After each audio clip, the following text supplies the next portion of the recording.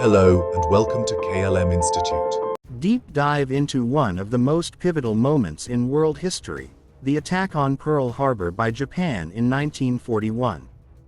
Today, we'll take you through the dramatic events that led to this shocking assault, the aftermath, and the United States' powerful response. Join us on this captivating journey through history's most defining turning point. Part 1.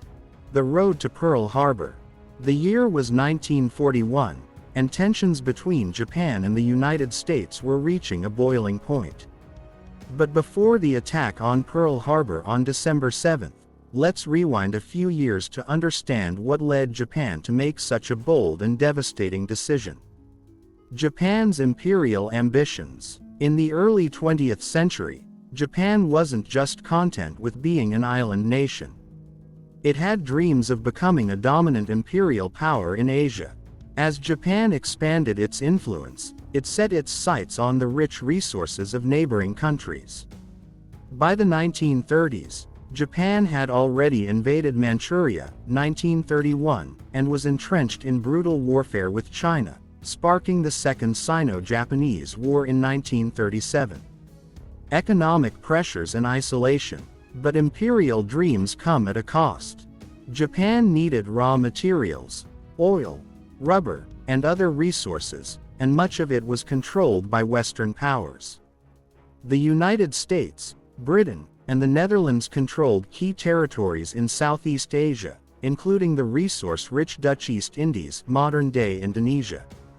Japan's aggressive expansion made the U.S. nervous, and in response, Washington imposed severe sanctions, including an oil embargo in 1941.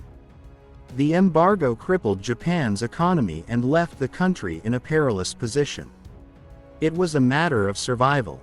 The deteriorating diplomatic relations. Japan, led by Prime Minister Hideki Tojo, saw the sanctions as a direct threat to its future. In Japan's view, the United States was poised to interfere with its expansion plans. Japan's leaders realized that if they couldn't secure resources, they would have to fight for them.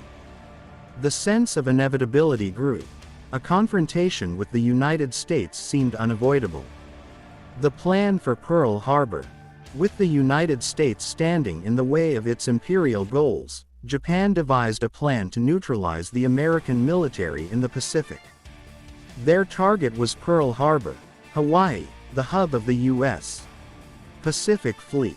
The idea was to deliver a swift, powerful blow that would cripple the American Navy, giving Japan enough time to expand and secure vital resources without interference. It was meant to be a quick, decisive attack, a knockout punch that would allow Japan to dominate the Pacific for the foreseeable future. Part 2. The attack on Pearl Harbor, December 7, 1941. The morning of December 7, 1941, started like any other, but by 7:48 a.m., the world would be forever changed. In a carefully orchestrated attack, Japan struck Pearl Harbor with devastating precision. The surprise strike. The first wave hit at dawn. Japanese bombers, torpedo planes, and fighter planes descended on the unsuspecting naval base, targeting airfields and battleships. A second wave followed, focusing on other military assets. The attack lasted just under 2 hours, but the destruction was immense. The human cost. Over 2,400 Americans were killed, including soldiers, sailors, and civilians. 8 battleships were either destroyed or heavily damaged, and nearly 200 aircraft were either destroyed or damaged. The U.S. Pacific Fleet was knocked out of action for months, leaving the country stunned and reeling from the surprise blow.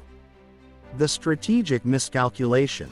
But amid the devastation, Japan made a critical mistake.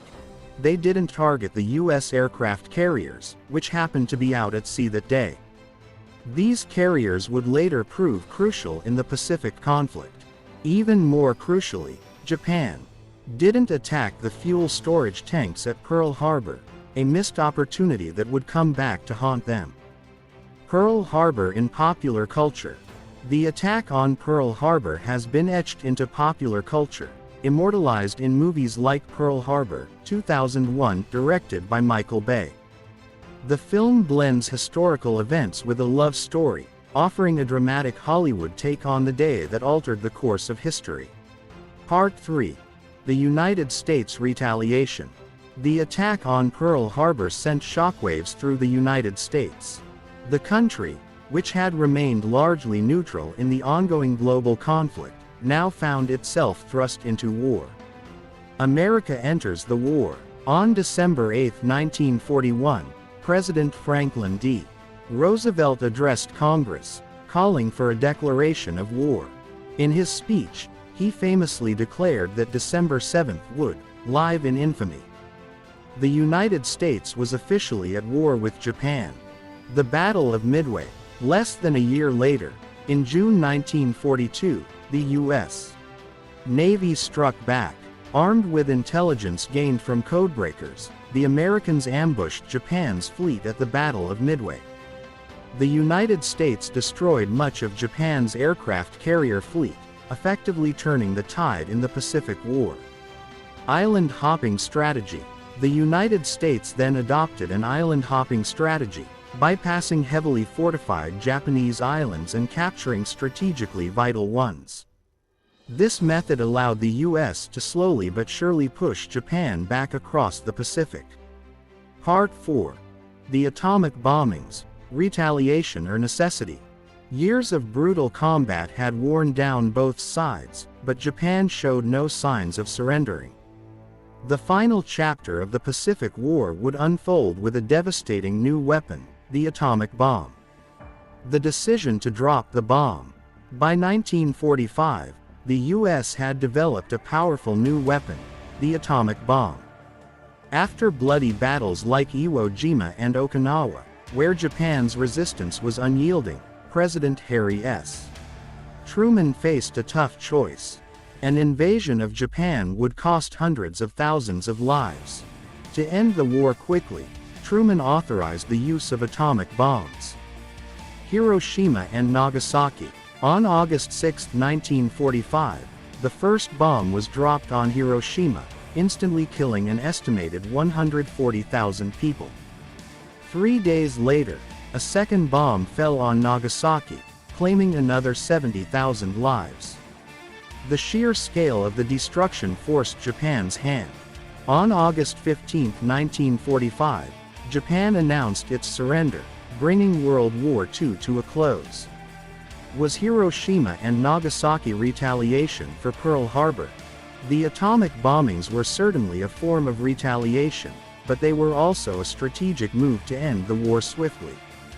While some argue that the bombings were necessary to save lives by avoiding an invasion, others believe they were an excessive use of force. The debate continues to this day. The legacy of Pearl Harbor and the atomic bombs.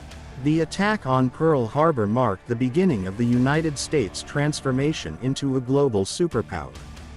It forced the nation into a war that reshaped the world. In retaliation, the U.S. unleashed the devastating power of the atomic bomb, ending the war in the Pacific and forcing Japan's surrender. The legacy of Pearl Harbor and the atomic bombings of Hiroshima and Nagasaki serves as a constant reminder of the horrors of war and the tremendous cost of global conflict. Thank you for joining us in this detailed exploration of one of history's most defining moments. Stay tuned with us at KLM Institute for more deep dives into history's most pivotal events.